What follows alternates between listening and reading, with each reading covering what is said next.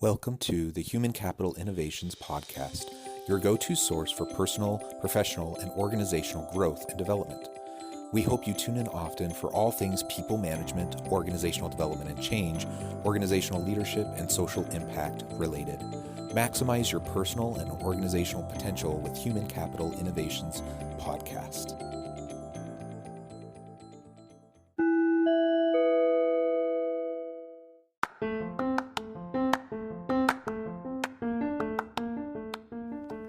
Welcome to the Human Capital Innovations Podcast.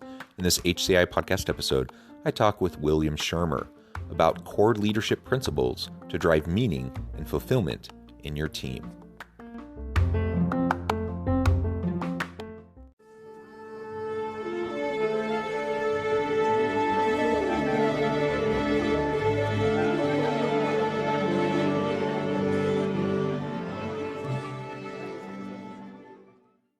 William Shermer, welcome to the Human Capital Innovations Podcast.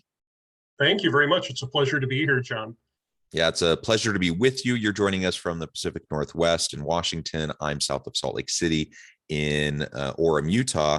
And today we're going to be talking about core leadership principles to drive meaning and fulfillment in your team.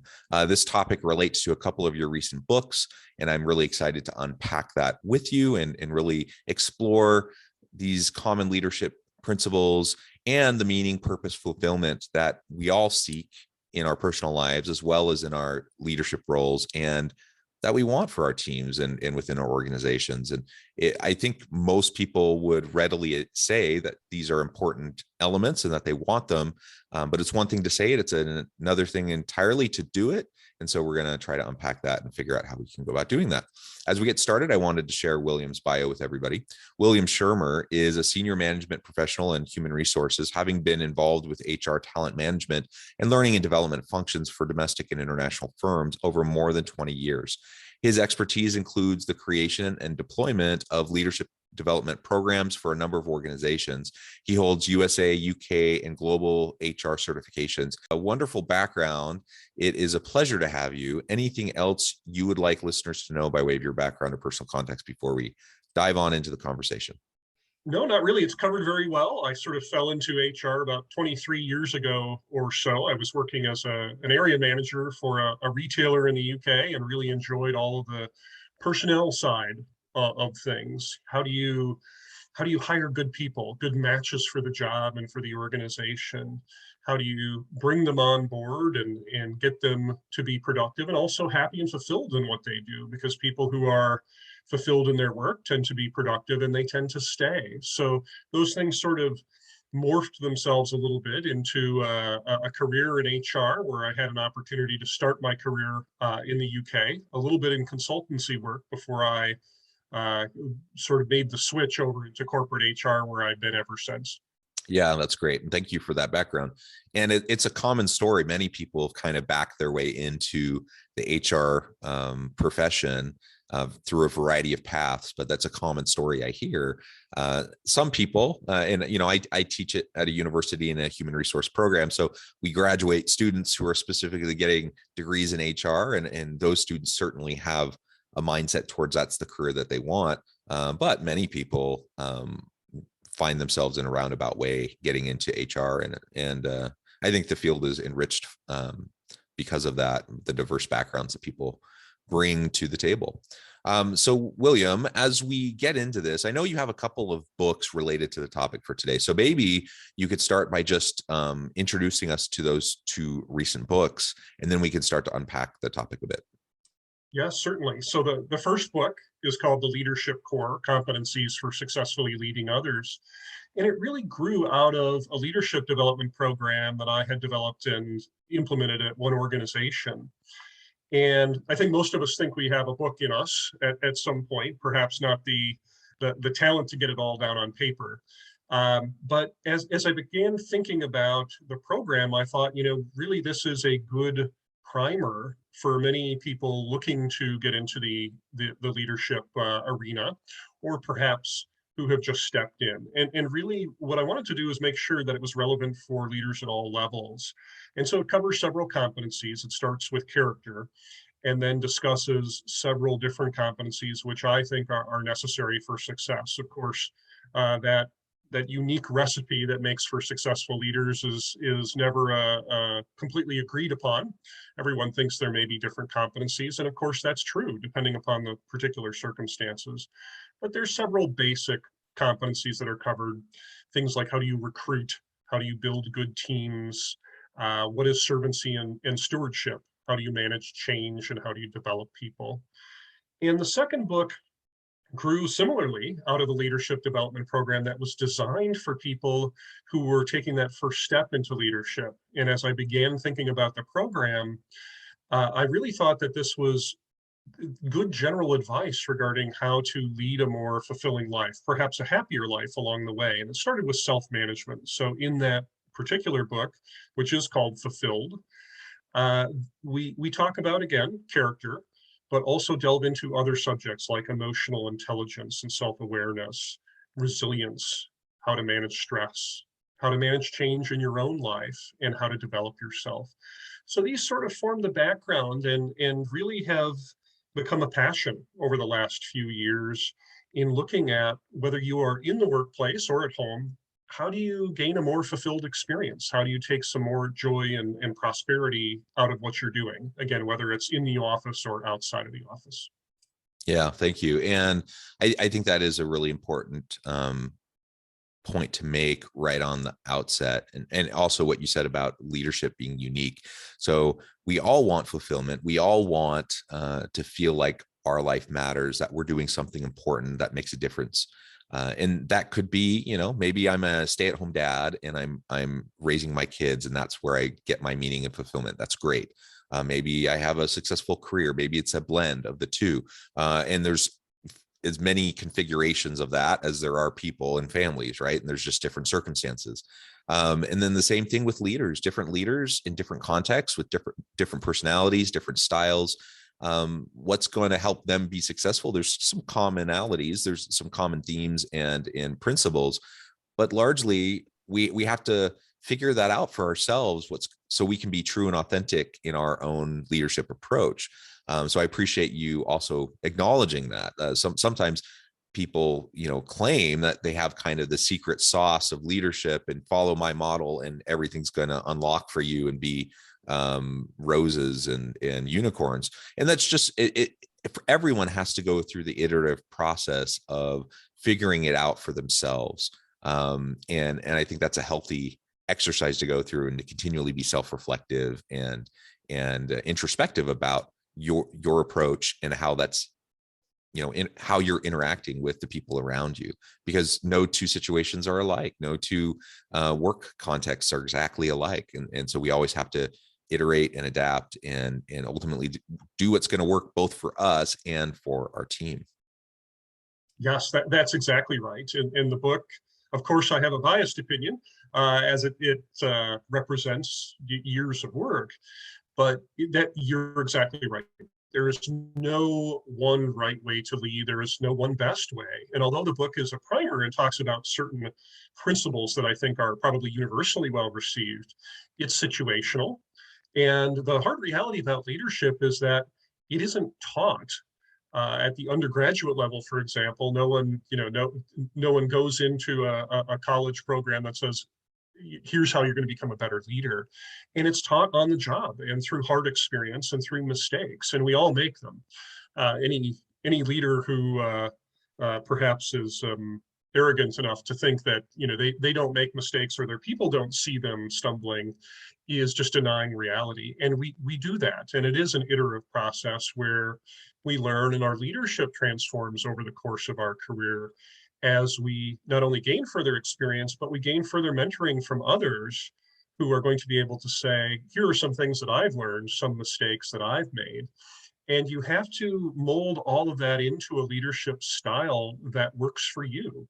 And that style you're going to carry with you throughout your career, but it's not going to be universally well adapted. You also have to, of course, adapt to the new cultures that you go into with organizations and the changing needs of teams.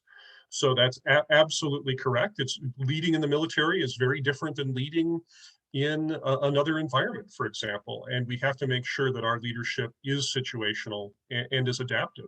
Quick, kind of silly example of this. I don't know if you've watched the show Ted Lasso, um, but such a wonderful show. I love it, and there's a lot of great kind of principles and themes that come out of that. But again, for anyone, any listener who hasn't seen it, you should check it out on Apple TV. And you have an American tier 2, like Division 2 football coach that ends up being the head coach for a Premier League soccer team in the UK.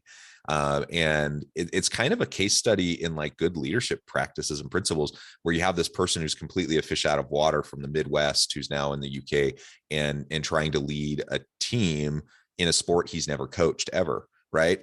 Yet somehow, there's magic to it, because he's true to himself and he's adaptable and he's able to adjust right within a new context. So it's a fun show. It's super funny and has some good principles. So you could definitely check it out. But as you were talking about that, I thought of an example like that as someone who is willing to both simultaneously be true to themselves as well as try new things, get out of their comfort zone, adjust and adapt to meet the needs of the new context. Yes, and being an Arsenal fan, so Ted is a Tottenham coach, and I've seen it. So I spent about 12 years in the UK, and I'm a big soccer fan. And I think what you get from that sort of example is authentic leadership. You get what you get with Ted, and it's warts and all. And he's not perfect, certainly out of his element at first, but there are some universal principles around how to lead authentically and with your heart in the right place, certainly. And that's absolutely true. And I think servant leadership too espouses some of those things. The fact that as leaders, we have to be a resource for our people. We're not just sitting in the corner office directing them. We have to be part of the solution.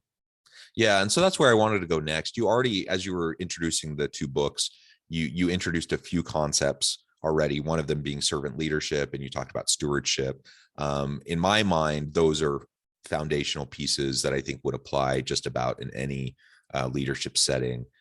Yet they're kind of some of those elusive pieces that you don't see a lot of leaders in a corporate setting actually having or exhibiting very much.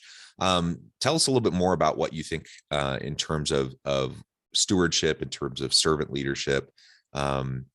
Why is that so important, and why is that one of those cross-contextual principles that's going to help us be successful?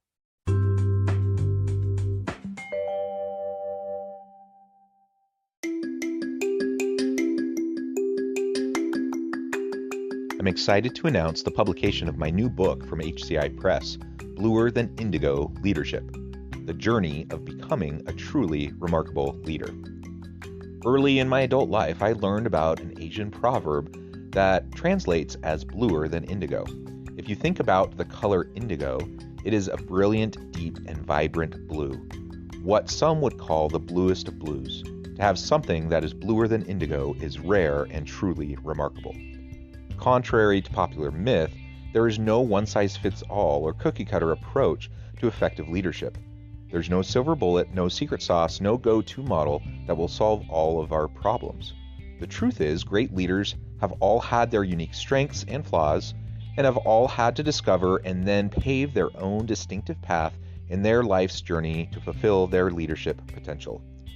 Bluer Than Indigo Leadership will help you discover your own path and explore those ordinary, everyday actions that will help you respond to an uncertain future and produce extraordinary results for individuals, teams, and organizations.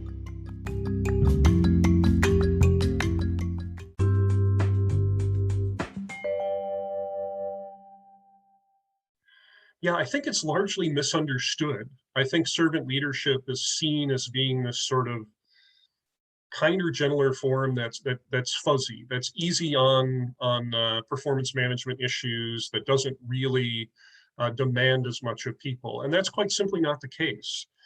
Servant leadership is really an acknowledgement, and it's more of a general philosophy. It's an acknowledgement that as a leader, yes, you certainly have a degree of positional power. You do direct resources and get results through the work of others.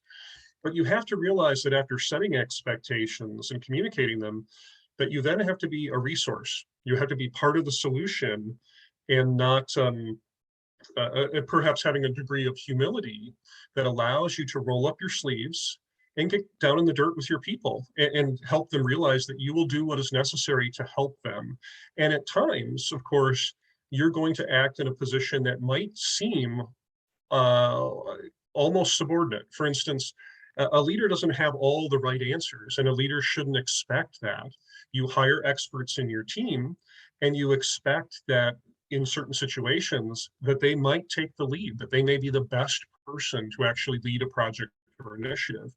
And it takes a degree, again, of humility and of realism for leaders to realize that and to actually understand that they're using the collective resources of their people to get results. It doesn't mean that they lead from the front all the time in every case or that they have all the answers. And I think the good leaders, the most progressive ones, realize that. And their pride and their ego isn't threatened by the fact that they can ask questions, not know all the answers, and use the expertise of their people really well. So I am a big fan of the servant leadership philosophy in general. I think that it's a healthy way of weaving a good sense of humility into leadership. And people expect that. It's a real big turnoff for individuals who see leaders leading with an arrogant approach, not admitting mistakes, making up answers that they don't know. For example, isn't it easier just to say, I don't know, I'll find out for you, for example, or perhaps someone else. And then gaslighting later, right? When things don't work out right. And yeah, so those types of things happen. And I completely agree. I think taking more of a servant leader approach, that doesn't mean we're a pushover. That doesn't mean you have to just always give people a pat on the shoulder or give them a good job and never have those difficult conversations with them. It just means that you're being a resource, that you're authentically caring about your people and trying to support them, right? And unfortunately, a lot of leaders and a lot of organizations, that runs counter to what they've seen, the examples they've had in their career. And a lot of people, like you said, they haven't been trained up in leadership. And so they do what they've seen other people model. And so if they've had mentors over time or people they looked up to, then they just start to do the same things they've seen other people do. And a lot of times they've had bad examples. And so arrogance and false bravado and those sorts of things are super common. And I think leaders sometimes think that's what's expected of them, not realizing that they're undermining their own credibility with their people. And unnecessarily so. They're shooting themselves in the foot. And they may even be a fairly humble person, but they portray themselves in a way that it seems more arrogant, or they have this false bravado, and it is a turnoff to most people most of the time. It is, yes. No one wants to work in that sort of environment where they feel devalued, that their opinions don't count, and where they feel a lack of respect. And that's right. I think especially early in leadership careers, first level supervisors will pick up on the leadership style of others, including executives in the culture, and think that leadership is about telling people what to do. And that's quite simply not the case. And in terms of our earlier discussion, people want to find purpose, meaning, and significance at work. They want to feel fulfilled.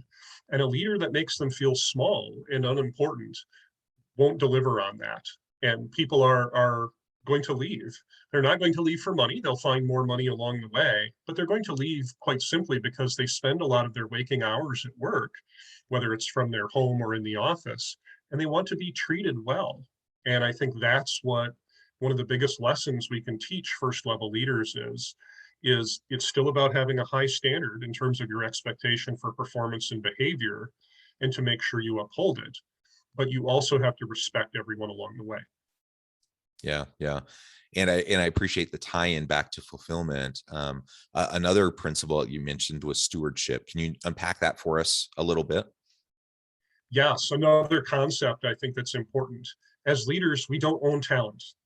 We don't own the people in our teams, and oftentimes there is either the system within organizations or our own sense of self-preservation as leaders causes us to hold our people back. We don't want to lose the superstar in our team because it will be harder for us to hit our goals, to earn that bonus, whatever it may be. And the fact is, as leaders, we have to understand that we're just taking care of the talent while it happens to be with us in our team, and to prepare it for the next step in one's career. And that's really the concept of stewardship, is an acknowledgement that we want to leave things in a better place than we found them, including people's careers.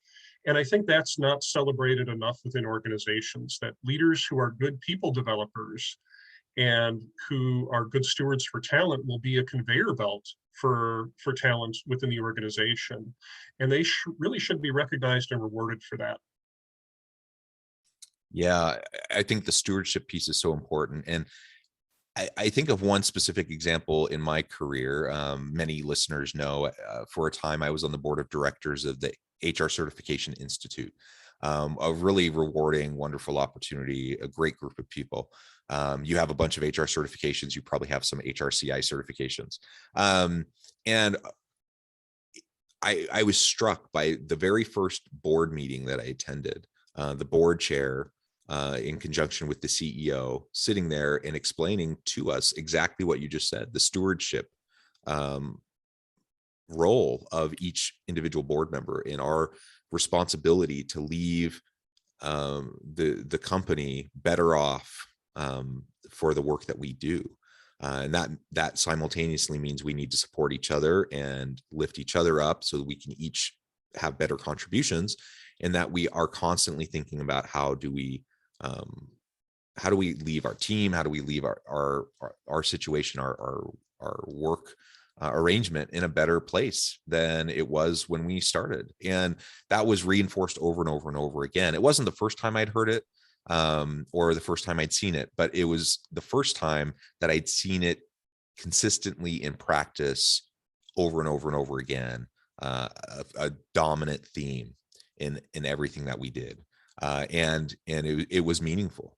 And so when you bring together the servant leadership piece, the stewardship piece, and there are others as well, but for now we can kind of focus on those two. When we have those as leaders, those competencies and capabilities, it really does feed directly into how we're going to create a more dynamic team and organization where people do have the opportunity to feel fulfilled, that they have meaning and purpose, that they're doing something important each and every day. And it doesn't matter if you're making widgets on an assembly line, if you're selling real estate, if you're catching fish or working at Google or whatever, right? Like, you can have that meaning, that fulfillment, that purpose in any type of job, in any organization, as long as there's an intentionality around it and a focus of leaders trying to create that environment. Absolutely. Very true. And as a matter of fact, it's one of our primary acts in leadership that we need to undertake, is to help our people find that purpose, meaning, and significance.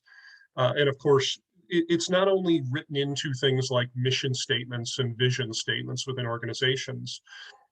They are oftentimes they're rather grandiose and aspirational, but we're talking about the things that people do every day in the team. So, for instance, in a banking organization, you might say to a loan officer, yes, you make loans.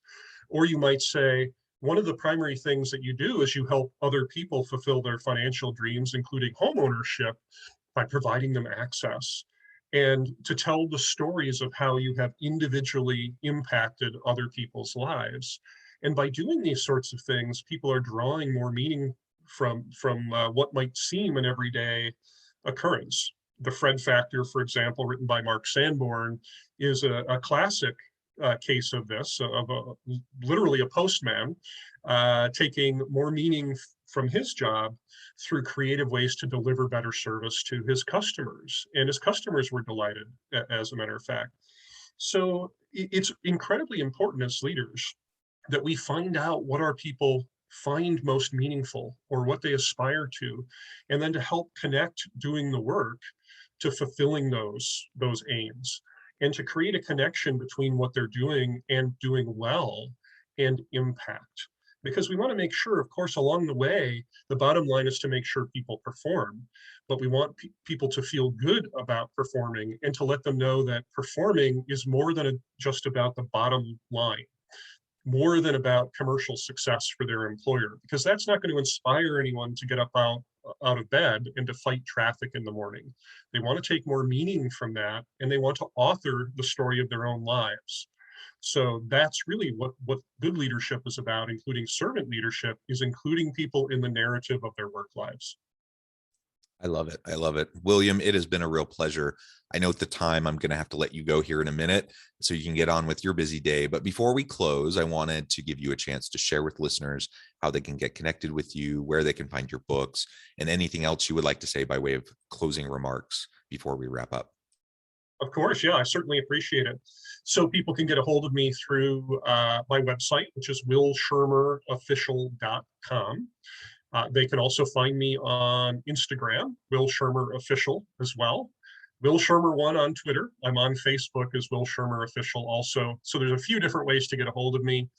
And of course, the book, the first book is out now. The second book, which is Fulfilled, Finding Joy and Prosperity in Life, that is actually out in ebook next month and in print in April. And a third book is on the way as well. Those that are interested in leading, I would tell you, certainly there's no one right way. And what I often say is that in order to move hands and feet, you need to capture hearts and minds. So I think as leaders, we need to remember that, and remember that it's all about emotion. It's all about how people feel about their work experience and feel about working with you. So if you manage that, you're going to manage a really good experience for your people and see good performance along the way. Wonderful. Well said, William. It's been a pleasure. I encourage listeners to reach out, get connected, find out more about what William and his team can do for you. And as always, I hope everyone can stay healthy and safe, that you can find meaning and purpose at work each and every day. And I hope you all have a great week.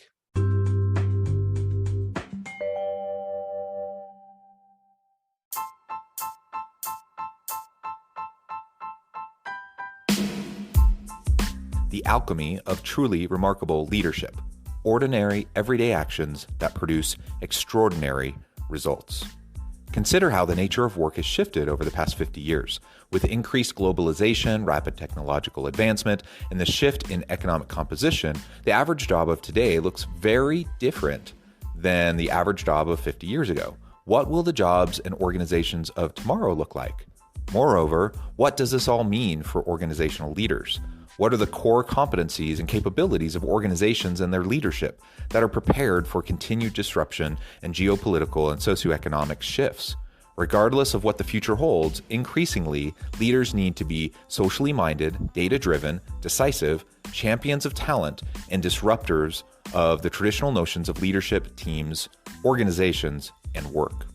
The alchemy of truly remarkable leadership will help you to explore your own leadership competencies and capabilities and consider ways to apply and implement them into your workplace and personal life.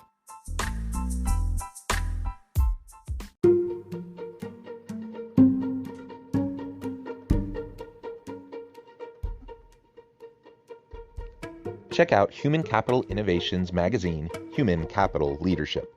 Human Capital Leadership is a free, interactive e-magazine with the mission to help individuals, leaders, and organizations find innovative approaches to maximize their human capital potential. We publish issues quarterly in August, November, February, and May. Take a look at the latest issue and let us know what you think.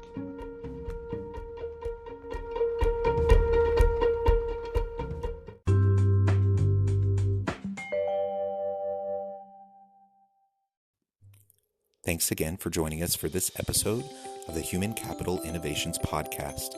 I hope you stay healthy and safe and that you have a great week.